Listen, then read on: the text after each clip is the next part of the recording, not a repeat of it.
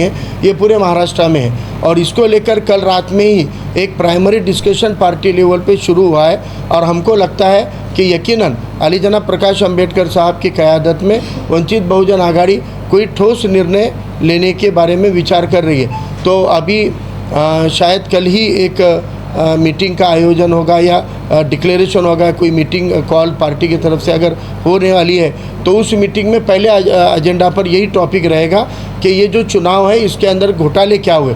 अब हमारे खुद के बूथ के ऊपर हमारा जो राइटिंग में ऑब्जेक्शन रहा है कि आप मुझे बताइए, एक मोबाइल है जिसको चार्जर से निकालने के बाद इस्तेमाल नहीं भी करे तो दिन भर में वो 20% तो डाउन होता है, 20% डाउन होता है। लेकिन कई ईवीएम मशीनें ऐसी थी जिसको दिन भर इलेक्शन बूथ पे चलाया गया, दिन भर उसके ऊपर यानी तकरीबन एक बूथ पे 500 से 1500 वोट होते हैं, वोट कास्ट होते हैं। 1500 बार बटन दबाकर बटन का लाइट और बीप जलने के बाद वो मशीन को सील करके 3 दिन पहले यानी 20 तारीख को रात में ला के रख दिया, 21 का दूसरा दिन और 22 का तीसरा दिन और 23 को चौथे दिन वो मशीन खुलने के बाद 99% बैटरी थी। हमने राइटिंग में ऑब्जेक्शन देकर उसके ऊपर ऑब्जेक्शन लिया था। 99% बैटरी कैसी रह सकती है चार्जिंग? अगर ईवीएम में कोई ऐसी टेक्नोलॉजी आपने लाए कि धूप में सोलर एनर्जी से बैटरी चार्ज होती और अंधेरे में भी कोई एनर्जी मोदी सरकार ने खोजी होगी कि अंधेरे में भी बैटरी चार्ज होती, तो वो टेक्नोलॉजी हमको दे दो भाई, हमारे मोबाइलों में लगा लेंगे हम, चार्जर का झंझट खत्म हो जाएगा। ऐसी क्या बात थी कि 99% बैटरी रह कैसे सकती है काउंटिंग के वक्त तक? तो ऐसे बहुत सवालात हैं, बहुत सारी धांधलियाँ हैं। कुल वोटिंग का और कई जगह मशीन के नंबर मैच नहीं हुए, जो 17C पे मशीन नंबर आया बूथ खुलते वक्त नंबर मैच नहीं हुए, उसको भी लेकर ऑब्जेक्शन डाले गए। फिर उसमें बताया गया कि नहीं वो लिखने में गड़बड़ हुई होगी, ऐसा हुआ होगा।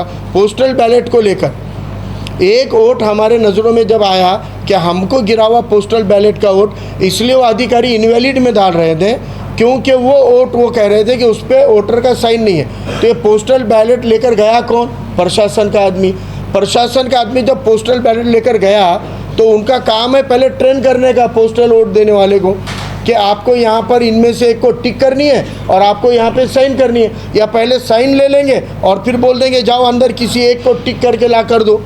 लेकिन ये ट्रेनिंग देने का काम और साइन करवाने का काम प्रशासन का होता है ना, तो प्रशासन साइन नहीं है बोलकर उसको इनवैलिड कैसे कर सकता है? उस पर भी हमने ऑब्जेक्शन डाला।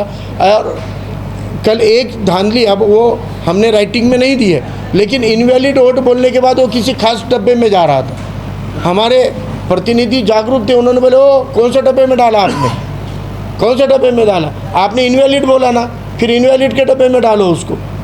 तो इस तरीके के भी काम, तो फिर तब हमने उसको राइटिंग में देना चाहा। उनका कहना कि नहीं वो डालते वक्त गलती से एक खाना बाजू हो सकता है, निशाना चूक सकता है, तो हमने भी उसको ह्यूमन एरर बोलकर इंसानियत में लिया। नहीं तो अगर ऐसी गलती दोबारा हमको वहाँ नज़र आती तो हम और स्ट्रॉन्ग ऑब्जेक्शन लेने वाले थे।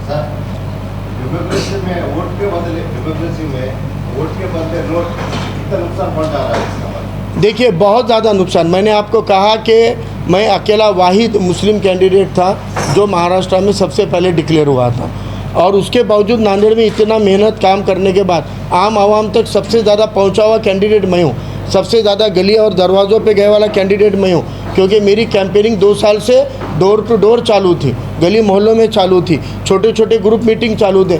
बावजूद उसके हमारा वोट टर्न कैसे हो सकता है? ये वोट के बदले नोट के बदले ही हुआ और प्रेशर बनाकर हुआ। और ये सीधी सीधी कांग्रेस की कॉन्स्पिरेसी थी कि उत्तर से मुस्लिम कैंडिडेट नहीं रहते हुए दक्षिण से खड़ा करके मुस्लिम समाज को ये दिशा भूल कर दी गई कि आपके थाली में एक इडली है एक वड़ा है, ये दोनों की चक्कर में भूखे रहोगे, तुम पोहे खाओ। अरे भाई 2 में से कोई एक खाएंगे ना, 2 में से एक खाएंगे। वो उसकी क्लैरिटी के लिए इशारा भी दिया गया, लेकिन बावजूद उसके ये कन्फ्यूजन बनाने के लिए ही एक पर्याय दिया गया, ये दोनों में निकलती है। और आखिरी में उसको पैसों की जोड़ दी गई, कन्फ्यूजन के साथ पैसों की जोड़ दी गई। और कुछ जगह पे ये बोला गया, कुछ वोटर ऐसा था मुस्लिम समाज का जिनको लोकसभा में कांग्रेस को वोट देना था और वो वंचित को देना चाह रहे, उनको ये बोला गया तुम एक ही सिंबल नहीं दोगे तो तुम्हारा वोट वेस्ट हो जाता। ये भी कांग्रेस की तरफ से दिशा भूल की गई कि आपको दोनों पंजे दबाने पड़ेंगे नहीं तो तुम्हारा वोट वेस्ट होता। ये भी एक साजिश का हिस्सा है, लोगों को दिशा भूल है। वोटर को राइट है किस मशीन पे कौन सी सिंबल को देना है, तुम वोटर के राइट को दिशा भूल नहीं कर सकते। किए गए तो कुछ लोगों ने पार्टी के लोगों ने अलग अलग इस्तेमाल कर करे इसका नुकसान शायद ऐसा लगता है हर पार्टी सब नुकसान हुआ। नहीं, हम ऐसा नहीं मानते हैं। मुझे लगता है कि हज़रत मौलाना सज्जाद नोमानी ने आदेश और फतवा नहीं दिया था। उन्होंने कहा था कि मैं कुछ कैंडिडेट को रिकमेंड कर रहा हूँ अपने उनकी काबिलियत के, उनको रहने वाले जन आधार के दम पर, किसके पीछे पब्लिक का रुझान है, कौन सा ऐसा कैंडिडेट है जो बीजेपी को हराने के लिए कारगर साबित हो सकता है। मैं यकीन के साथ कहता हूँ इन आंकड़ों को बिना तफसील में जांचे, हम कल काउंटिंग के वक्त ही हमने जो नोटिंग किए हैं कम से कम 26,000 से ज़ायद मुस्लिम वोट कांग्रेस की तरफ टर्न हुआ है, कम से कम।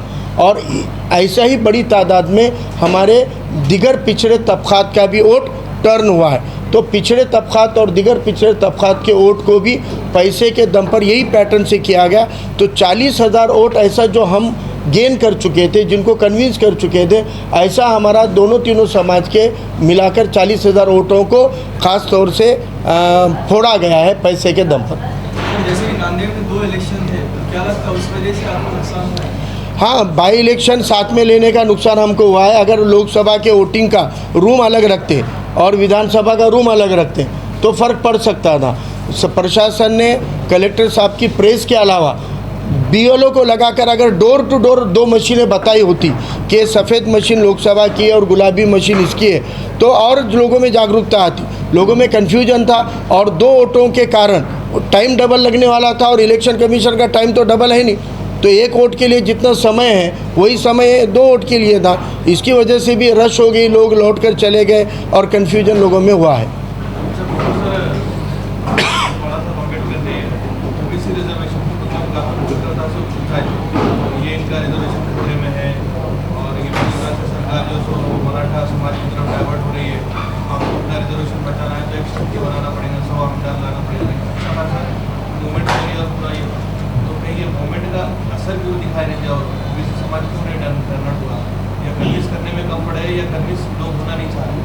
मैंने एक मिसाल के तौर पे आपको बताया कि हमारे मुस्लिम समाज में हमने जो काम किया था, जो मुस्लिम समाज 26,000 से ज़ायद मुस्लिम समाज ऐसा था जो हमको वोट देने के लिए तैयार था, उसको खाली उसके घर से निकलने के बाद 2 दिन पहले ऐसा माहौल बना दिए कि पैसे और धमकी के दम पर उनको उठाकर वोटिंग तक ले जाने तक कन्वर्ट जब करते हैं, तो बीजेपी ने ऐसी साजिश ओबीसी के साथ नहीं की होगी क्या?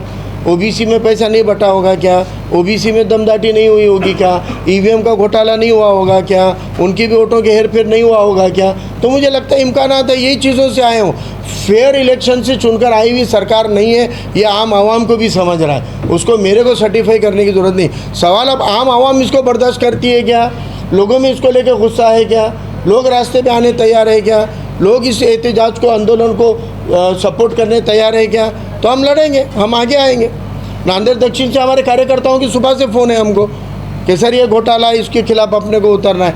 यही अगर पूरी विधानसभा के लोगों की होगी तो यकीनन हम अपने पार्टी के राष्ट्रीय नेता अली जनाब प्रकाश अम्बेडकर साहब को इसरार करेंगे कि सर इस पर अपने को भूमिका। वही अकेले शख्स है जिन्होंने 2004 के बाद में ईवीएम बैन करो बोलकर केस डाला हुआ है। वही शख्स है जिन्होंने 2019 के लोकसभा में 17C के आंकड़ों में और ईवीएम के आंकड़ों की रिजल्ट की तफावत को ध्यान में रखकर हाई कोर्ट तक केस लड़ा हुआ है। और अभी इलेक्शन के मुंह तक भी कोर्ट ने गलतियों को माना, लेकिन फिर भी कहा कि हमारे अधिकार क्षेत्र में नहीं है नेशनल इलेक्शन कमीशन को देना। अब उसको लेकर पार्लियामेंट में ही आवाज़ उठाई जानी चाहिए, ऐसा उनका कहना है। पार्लियामेंट में उसका आवाज़ उठाने के लिए अपने प्रतिनिधि चाहिए।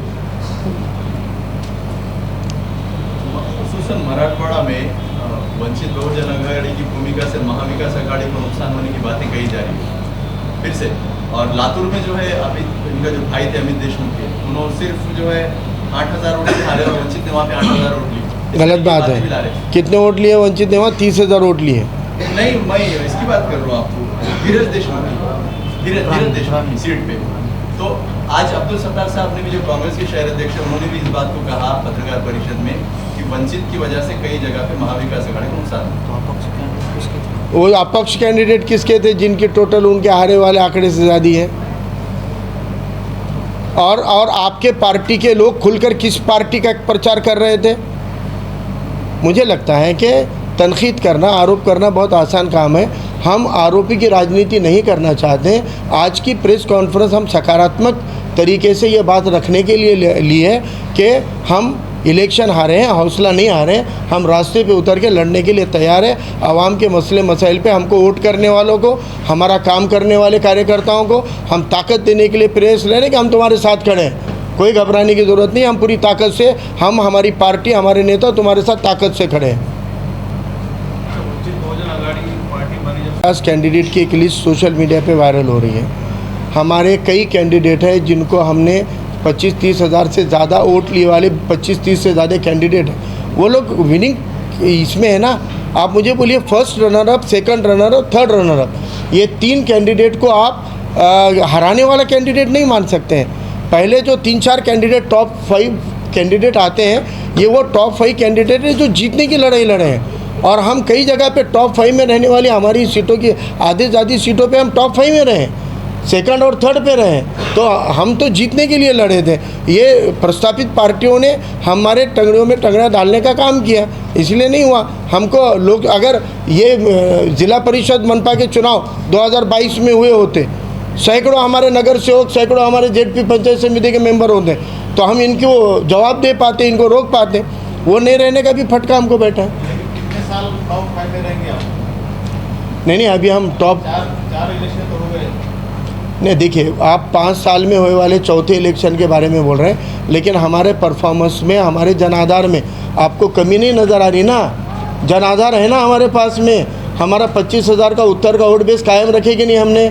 हमारा जो इसमें गिरा था लोकसभा में, वो कायम है। हमारा यहाँ पे दक्षिण में 18-20 हज़ार का वोट था लोकसभा के, अभी हमारे पास में 34,000 का वोट बेस बना है। 27,000 वोट, 26,713 वोट मुझे विधानसभा में मिले थे, अब 34 हुआ है। इतना हलाने के बाद, इतना दबाने के बाद, इतना खरीदने के बाद हमारा वोट बेस बढ़ा ना, कम नहीं हुआ। ये उम्मीद है हमारे लिए, जनता को। मैं आपको एक बात बताना चाहता हूँ, नांदेड़ में वैकल्पिक राजनीति के लिए जो खड़े हैं, आप मुझे बताइए कि अभी जो एमआईएम पार्टी की 2014 की चुनाव थी, दक्षिण से 34,000 चिल्लर वोट लिए थे उन्होंने। 2019 में 20,000 पे आए, 2024 में 15,000 पे आए। यानी वैकल्पिक राजनीति के लिए समाज हमको स्वीकार रहा है, हमारा वोट बढ़ रहा है ना, उनका घटा हमारा बढ़ा है। तो हमको इस बात का समाधान है कि लोगों को हमसे उम्मीद है कि हम ही नई राजनीति, हम ही साफ़ सुथरी राजनीति, हम ही उसूल परस्त राजनीति कर सकते हैं। और मैं हारने के बावजूद कह रहा हूँ, मैं और मेरी पार्टी, मेरे साथी उसूल परस्त राजनीति के आज भी हिमायती हैं। आज भी हम उसी तरीके की राजनीति उसूलों की करेंगे और इंशाल्लाह आने वाले मनपा में 5 साल रुकने की ज़रूरत नहीं है। अब मेरा इलेक्शन कब होगा, मैं लड़ूंगा नहीं लड़ूंगा, आगे का आगे देखेंगे। आज जो लोग हमारे साथ में मेहनतें की है, इनको ग्राम पंचायत से जिला परिषद से लेकर मनपा तक चुना के लाने के लिए हम उतनी मेहनत, उतनी ताकत, उतना ही पैसा लगाएंगे जितना खुद के इलेक्शन के लिए लगाया।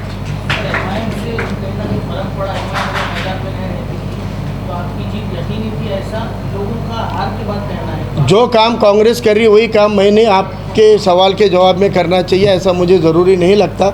मैं किसी पार्टी को तनकीद करने से नहीं, मेरी पार्टी की खूबी बयान करने से बड़ा बनूंगा, किसी को छोटा बोलने से नहीं बनूंगा। आवाम तय कर रही है। आवाम, देखिए, आवाम बहुत होशियार होती है। आवाम को सब देखा है, कौन क्यों क्या कैसे, ठीक है ना। वो मुस्तहिक गरीब तबका है जिनको तुमने उनकी मजबूरियों का फ़ायदा उठाया है। और वो फ़ायदा उठाते हुए रोकने में हम कम पड़े, हम बोल रहे हैं, हम कबूल कर रहे हैं। हम उनके दमदाटी को, उनके पैसों को बांटने से रोकने में कम पड़े। हमको भी हमारे मास पावर बढ़ाना पड़ेगा ना, हमको भी अपना मसल पावर बढ़ाना पड़ेगा। अगर मकसद बीजेपी और फिरका परस्तों को हराना ही है तो फिर विकल्प की राजनीति क्यों? दोनों का हराना है। देखिए, बीजेपी तो है ही, बीजेपी खुली दुश्मनी है। कांग्रेस को लेकर हमारा क्लियर कट स्टैंड पहले भी था, अभी भी है। या तो तुम हमको नुमाइंदगी दो, आप हमको नुमाइंदगी देते नहीं हो, और जब नुमाइंदगी देते हो, जब नुमाइंदगी देते नहीं हो तो हम तुमको भी वोट करके चुन के लाने के बाद तुम हमारी नुमाइंदगी करते भी नहीं हो। आज हमारे मसले पे मुंह खोलते नहीं हो, हमारे मसाइल पे आप आवाज़ उठाते नहीं हो। कौन से इशू के ऊपर उन्होंने सभागृह में आवाज़ उठाया? मैं आपको बोलता हूँ, पहले 5 साल एमएलए रहते हुए अंबरडे ने एनआरसी पे कभी मुंह खोला है क्या? लॉकडाउन के ऊपर कभी मुंह खोला है क्या? बेड नहीं मिल रहे थे, ऑक्सीजन नहीं मिल रहे थे, कोविड पे कुछ मुंह खोला है क्या? कोई भी इशू को ले लो आप, जब मुस्लिम बच्चों को टारगेट किया जा रहा था, जब बौद्ध हमारे एक भाई को भीम जयंती मनाने को लेकर मार दिया गया था, जब कहाँ मुँह खोला उन्होंने, उनको विजिट देने के लिए 1.5 महीना निकल गया विजिट देने को आने के लिए। तो मेरा ये कहना है कि जो चुनकर आके भी हमारे सवाल नहीं उठा रहे, उनको भी अल्टरनेट हमको देना पड़ेगा। इसलिए हम बीजेपी और कांग्रेस दोनों के विकल्प को बनाना चाहते हैं। हमको लगता है कि बौद्ध, मुस्लिम, आदिवासी और छोटे छोटे ओबीसी की खुद की इशू के ऊपर कोई आवाज़ नहीं उठाता है, लेकिन वंचित बहुजन आघाड़ी उनके रास्तों की जब लड़ाई लड़ती है तो असेंबली में भी उनकी भूमिका को और नुमाइंदगी को करेगी। सर, आप तस्दीक नहीं कर रहे, उनको कोई इल्जाम तराशी भी नहीं कर रहे, खूबियाँ बयान कर रहे, लेकिन उन्होंने तो खुलेआम कह रहे कि उनकी हार जो हुई वो वंचित की वजह से हुई। उत्तर में वही कहा जा रहा है, दक्षिण में वही कहा जा रहा है। मैं आपको वही कह रहा हूँ कि कोई मुझ पे कीचड़ फेंकता है तो मैंने उस कीचड़ से खुद को बचाना है या फिर पलट के उसके ऊपर भी कीचड़ फेंकना है, ये मैं तय करूँगा। और मैं कीचड़ फेंकने, मेरा एक सवाल है कि बाबा साहब अम्बेडकर का नाम लेके उत्तर प्रदेश में मायावती जी सीएम बन जाती है, चंद्रशेखर आज़ाद जो है उन्होंने भी अपना राजकीय अस्तित्व बनाने में कामयाब हो जाते हैं, लेकिन प्रकाश अम्बेडकर साहब उनसे ताल्लुक रखते हैं, लेकिन उसके बाद भी इतना लंबा संघर्ष और क्यों कामयाबी नहीं मिल पाती, इसको लेकर कभी समीक्षा की गई? कामयाबी नहीं मिली ऐसा नहीं है, कामयाबी मिली है, हाल फिलहाल कामयाबी मिली है और इससे आगे भी मिलेगी। अगर बाबा साहब का नाम लेके अगर यूपी में या चंद्रशेखर के इसमें अगर कामयाबी मिली ऐसा आपका कहना है, तो आज की स्थिति में वो क्या है, करने और कथनी में अगर कहाँ पे डिफरेंस आता है तो नतीजे आपके सामने हैं। देखिए मुझे लगता है नासिर भाई, ये देखिए मुझे लगता है कि इस सवाल को इस तरीके से देखना चाहिए हमने। आपको एक बात बताता हूँ, बाड़ा साहब को खुद को चुन के आने के लिए उनको किसी तरीके की ज़रूरत नहीं। आज भी वो किसी भी सरकार को, चाहे कांग्रेस के रहे या भाजपा के रहे, एक कॉल करके बोलेंगे ना मुझे सरकार ज्वाइन करनी है, आधा डजन मंत्री पद वो ला के दे देंगे कदमों में। बाड़ा साहब सत्ता की राजनीति नहीं, उनको सत्ता में आने के लिए बोलकर नहीं, वो प्रतिनिधित्व की जो सियासी अछूत है वो सब समाजों को जोड़कर एक वैकल्पिक राजनीति, एक बड़ा हेतु लेके काम कर रहे हैं। इसीलिए तो प्रस्तापित पार्टियां उनको बदनाम करके उनके बारे में गलतफहमी फैलाकर रोकने के लिए हर स्तर पे स्तर छोड़ के काम करती हैं। यही है भाई आपका सवाल था। लीडर पार्टियों में मुनाफिका रहते गिराने के लिए, तो ऐसा हमको नहीं लगता कि आप लीडर है या धन की शक्ति चली, तो ऐसा भी लग रहा है कि धन की शक्ति भी और लीड भी और उसके अलावा आपके पार्टी में कमी किसी, जैसा कि आपको ऐसा नहीं लगता कि किसी के साथ अलायंस होकर काम करना सिर्फ वही समाज के काम हो जाता है, तो कोई किसी से बड़े बड़े जो पार्टियाँ हैं 70 साल से जो चला रहे पीछे तो नहीं जा सकते, उनका काम है, उनको फ़ायदे हो रहे कि नुकसान हो रहे उन्होंने भी सोचना चाहिए ना। तो मुझे लगता है कि जो पार्टियां एक विचार से वैकल्पिक राजनीति करती हैं वो साथ आए, आवाम की इच्छा है, लेकिन वो आती नहीं है। हर पार्टी का अपना धोरण है, हर पार्टी का अपना स्टाइल है, तो उसके ऊपर किसी और पार्टी पे एक पार्टी दूसरे पार्टी पे दबाव नहीं डाल सकती कि तुमको साथ आना चाहिए।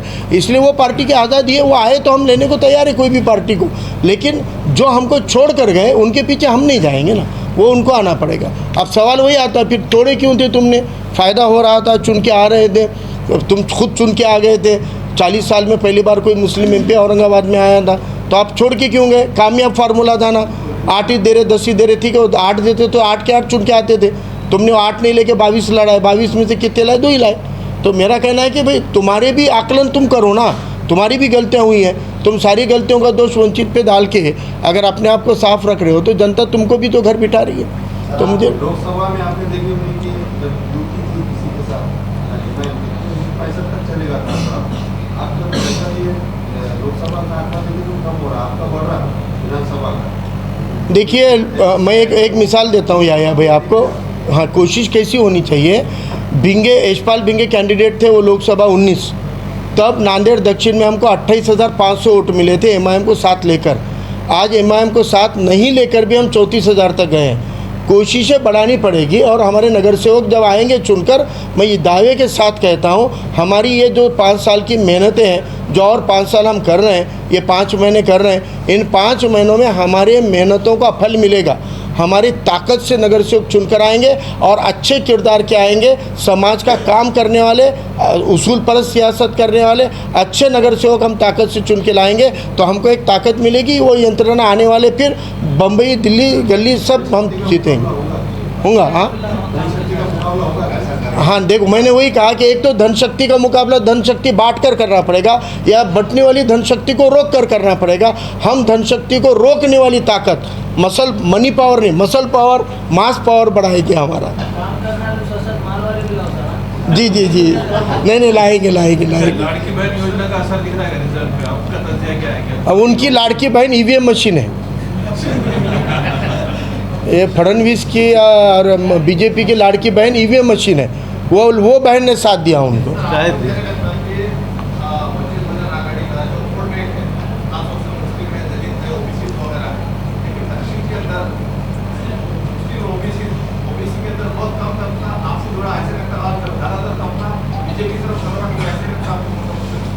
हाँ, क्यों नहीं लगेगा? जो कम जोड़ा वो कम जोड़ा, जो ज़्यादा जोड़ा ज़्यादा जोड़ा, जो कम जोड़ा उस पर मेहनत और करनी पड़ेगी हमको।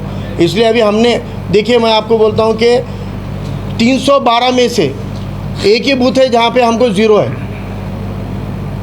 312 बूथों में सिर्फ एक ही बूथ है जहाँ हमको ज़ीरो है। इसका मतलब है हर बूथ पर हमारा खाता खुला है। कई बूथ ऐसे हैं जहाँ पर इनमें से कोई नहीं रहता। कई बूथ ऐसे जहाँ पे ऐसी ऊंची तबके की जातियाँ रहती है जो वंचित को और फारूक को कभी देखना पसंद नहीं करती। अगर वहाँ हमको वोट मिल सकता है तो हमने आवाम के दिलों में उम्मीद जगाई है। उस उम्मीद की शमा को बुझने नहीं देना है। हम सिर्फ मैं एमएलए बनना होता तो किसी पार्टी से कब का बन चुका होता। 2014 में भी और 19 में भी मेरे घर तक ऑफरें आई थी, कल भी आएगी। लेकिन सिर्फ मुझको एमएलए नहीं बनना है, मुझे अपने देश का माहौल को जो बिगड़ रहा है उसको सुधारने में अपने ज़िले में एक अच्छी राजनीति देनी है, अच्छे लोगों को राजनीति में लाना है, बेखौफ होकर आम आदमी भी राजनीति से जुड़ना चाहिए, ऐसा माहौल बनाना है। उसके लिए हम मेहनतें कर रहे हैं। हमारा मकसद एक विधानसभा जीतना नहीं है, हमारा मकसद ये व्यवस्था को सुधारना है।